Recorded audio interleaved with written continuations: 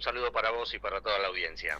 Bueno, qué tiempos vivimos, ¿no? Me gusta esa frase que tienes como hablas por vos siempre, digo, y eso es lo que tal vez los argentinos tenemos que empezar a hacer, ¿no? Un ejercicio de hablar por nosotros y no hablar por tanto lo que nos dicen, ¿no?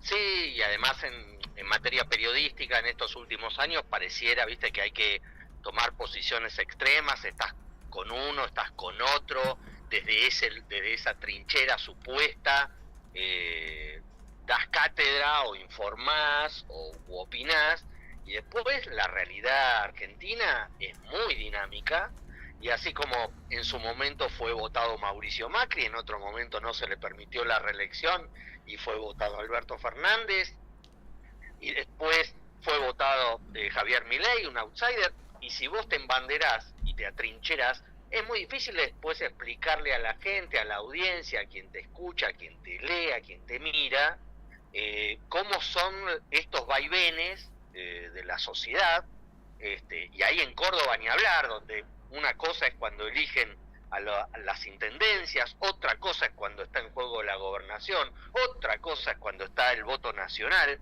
y me parece que el embanderamiento, yo respeto a todos los colegas que sienten que lo tienen que hacer, pero me parece que es más, por lo menos para mi sentido de lo que es el periodismo, estar en una posición más neutral, más equidistante, que te permite explicar las cosas, que es lo que finalmente la gente supuestamente apela a nosotros, para que le expliquemos algunas cosas y pueda sacar la propia gente sus conclusiones. Totalmente, qué linda explicación excelsa, la verdad, Javier, con todo respeto siempre digo, ¿no? Porque me parece que estamos en esa transición los argentinos, en donde yo quería hablar con vos y has hecho, la verdad, un gran apertura de camino, porque en este momento tenemos un abanico donde está en juego una discusión que la venimos prácticamente dando en estos días cuando una personalidad, un funcionario de la talla de un ministro que haya dicho lo que dijo, que la verdad me parece algo más que un exabrupto, como si fuera la verdad un ninguneo, digamos, ¿no? Al resto de los argentinos en decir que él ha tenido la posibilidad de comprar siempre afuera y obviamente y haber catalogado de robo, ¿no? A la industria textil y ha dejado todo ese Ajá. decantamiento de declaraciones, pero va a venir otra discusión seguramente y eso es lo que te quiero preguntar, porque va a venir precisamente, eso enmarca la industria nacional, la pérdida de empleos y ahora va a venir la discusión de la llegada de lo que hemos visto y también hablado de ese buque que traía 5.400 o 7.000 autos chinos y todo eso, o sea, Uh-huh. estamos en una permanente bruma de cosas que el argentino me parece que está perdido, ¿no te parece? Sí, y lo más preocupante de esto es que la discusión de fondo no se da, porque el exabrupto del ministro Caputo diciendo que él compra ropa cada vez que viaja al exterior, que nunca compra ropa en la Argentina, está hablando anecdóticamente de un problema que efectivamente tiene la industria textil históricamente en la Argentina, que le resulta muy difícil competir con precios en el exterior, pero evita hablar, por ejemplo, del dólar, del valor actual del dólar, del retraso del dólar, porque estas cosas no pasan siempre, pasan cuando el dólar acá está, como decimos habitualmente, barato. Y entonces ahí excede a la ropa. Por eso llegan 7.000 autos chinos en un buque, porque es más barato comprar un auto chino que un auto fabricado acá o hasta importado de Brasil. Y entonces me parece que estas anécdotas esconden el principal problema que tiene la Argentina y que nos afecta a nosotros que estamos hablando, nos afecta a todos los que nos están escuchando, que es qué va a pasar con nuestro laburo. Pues no Claro. es solamente los textiles, es también, ni hablar en Córdoba, ¿qué va a pasar con la industria automotriz? Con las pymes, con los centenares de pymes autopartistas que han generado desde hace décadas en la Argentina. Hay compañías automotrices en la Argentina que llevan un siglo de instalación en la Argentina, y entonces ahí es donde no se da esa discusión, porque el gobierno lisa y llanamente dice compitan, y no se puede competir en condiciones desiguales con mercados como el chino, que fabrica a costos irrisorios por una cuestión de escala, por una cuestión de lo que es su economía protegida. O sea, se vendrá la declaración de Caputo que siempre compró autos afuera, digo, se vendrá. Digo. Bueno, claro. Entonces, ¿viste? Y esperemos que China no descubra nunca petróleo, porque ahí se nos termina vaca muerta. Y esperemos que China no plante soja, y ahí se nos termina la soja. Y esperemos que China no críe vacas, porque se nos termina la carne y la leche. Digo, me parece que son temas lo suficientemente densos e importantes para que queden en estas chicanas de un funcionario, de un periodista, de un jefe de gabinete que dice que si vos comprás un jean en el exterior, ¿cuál es la pérdida de trabajo de eso?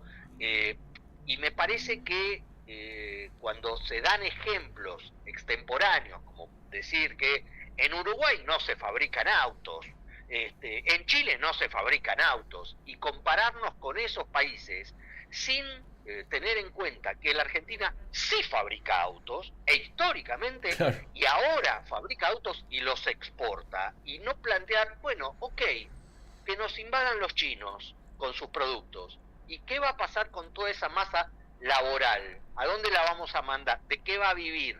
¿De qué vamos a vivir? Porque de alguna manera eso genera un efecto cascada que ya hemos visto en otras épocas en la Argentina, y me parece que esa discusión no se da, que ese modelo de decir, bueno, vamos a reorientar el modelo productivo argentino, en donde hay que decirlo, el 60% de la gente que trabaja en blanco en la Argentina trabaja en la industria. Sí, es un mecanismo. Si cierra la industria, también a los medios se nos caen los patrocinios. O sea, es una gran.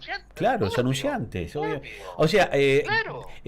Has escrito varios artículos muy interesantes y valga redundancia. O sea, de hecho, te lo digo con total respeto, como siempre hemos hablado. Digo, los Caputo. El país está en este momento transitando muchas certezas, decía esta semana yo, en el comienzo de este ciclo nuevo y en Córdoba, pero también está la opinión pública empezando a tener muchas incertidumbres, como ha tenido certezas. Y se puede hablar de certeza, como por ejemplo el punto de inflación, que por eso voló por los aires Marco Labaña, más allá de todo, ¿no? Digo, en el punto clave, los Caputo han hecho negocios durante toda una vida con el Estado, digamos, ¿no? Y está dentro de esa certeza que la gente no ve. Exactamente.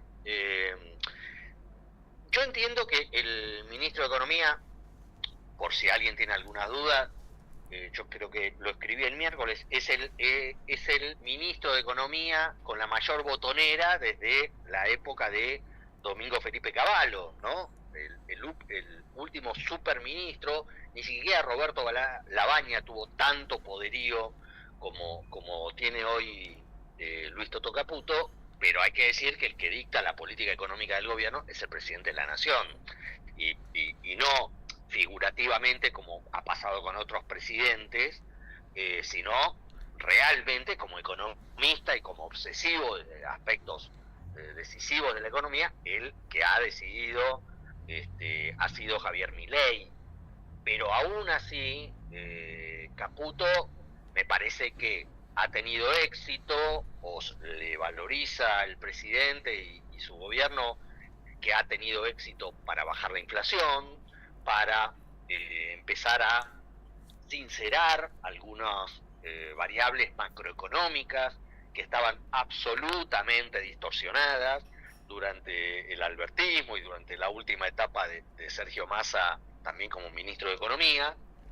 Pero me parece que creo que es el único truco que tiene el mago de la finanza, como le dicen a Toto Caputo, es el único truco que tiene, pedalear deuda, digamos, es muy bueno en eso, pero no hay, y me parece que el gobierno de Javier Milei no tiene una política económica que vaya sobre la producción, y creen que no la tienen que tener, porque ese es el convencimiento, no creen que sea y ahí se da el resultado que no hay un plan, no es un modelo económico, digamos, ¿no?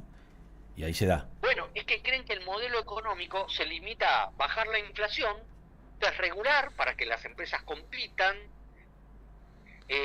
bajar los impuestos a la producción, cosa que se está haciendo de manera bastante despareja, y en donde el gobierno nacional tiene una pata de responsabilidad, pero después hay una pata que son las provincias. ¿Qué va a pasar con ingresos brutos? Eso lo deciden las provincias, no lo decide Nación. Claro. Las tasas municipales lo decide cada municipio, no lo decide ni la provincia ni la Nación. Digo, es complejo el sistema impositivo en la Argentina, y que en muchos casos ha sido una exageración producto de que los diferentes estados, nacionales, provinciales y municipales, necesitan financiarse para hacer cosas buenas, para hacer cosas no tan buenas, pero de alguna manera es tan complejo que no alcanza solo con eso. Me parece que está muy bien en la teoría económica de los libros, pero me parece que cuando llega a la realidad hay que fijarse lo que pasa en otros países. En otros países avanzados, a los que nos queremos parecer. Estados Unidos protege su industria, no solo con Trump, más que nunca ahora con Trump, pero también lo han hecho otras gestiones. Europa protege su producción, sea industrial o agrícola. Por eso las dificultades que tiene la Argentina y el Mercosur con el acuerdo con la Unión Europea. Y esos no son países poco serios, son países serios que piensan en sus comunidades. ¿Por qué la Argentina se niega a eso? ¿Por qué no se puede dar ese debate o esa discusión con algún grado de idea de que sea también una política de Estado? Totalmente. Está Cintia con Vélez con nosotros, te hace una pregunta y cerramos, dale. Javier, buen día. Te quería consultar, ¿qué pensás vos que los hace a un Caputo, a un Adorni, sentarse en la televisión abierta a hablar de sus privilegios mientras la situación real de los argentinos es otra? ¿Crees que es desinterés, que no les importa, que no se dan cuenta? No, me parece que sí se dan cuenta, que lo tienen claro. Me parece que es un signo de época, y no solo en la Argentina.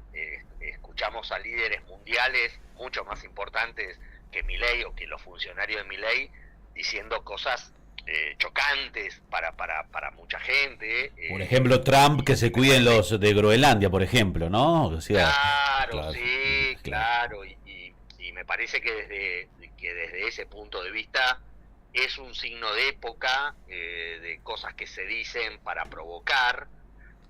Me parece que es todo un estilo. Me parece que una cosa es que lo diga el presidente, que tiene una larga historia respecto a ese tipo de provocaciones y hasta exabruptos, y me parece que cuando lo hacen otros funcionarios ese poder de imitación no les sale, no les queda bien y pueden irritar. Creo que se aprovechan de una situación en la que no tienen un equilibrio, no hay un contrapoder hoy desde la política, desde la economía y la vehemencia, ¿no? Exacto. Entonces me parece que aprovechan eso. Nadie se escandaliza y obviamente, debo decirlo, no lo expresan en cualquier lado. Totalmente. Sino que lo expresan en la tribuna que les permita. Amigable, totalmente, ¿no? Muy amigable, donde no hay una repregunta, no se marca una contradicción, el famoso en todo caso la Molina y su siga. Claro, y elogio de qué lindo que está el saco, ¿no? Se entenderá. Claro. Javier, como siempre, la verdad, una diferencia generosa para con nosotros, un cariño grande de toda la gente de Perfil Córdoba hacia ti, a todos los compañeros allá en Buenos Aires, y en otro momento hablamos te vemos todos los días a la noche en Polémica. Anoche con los Terian, pero no te voy a preguntar nada porque dijiste un montón y me parece que coincidimos. Y te vemos todos los días y te leemos siempre. Gracias, Javier, un abrazo grande. Son tiempos tempestuosos esto. Un abrazo grande y mucha suerte para este nuevo proyecto. Gracias, muy amable. Abrazo grande, como siempre, generoso.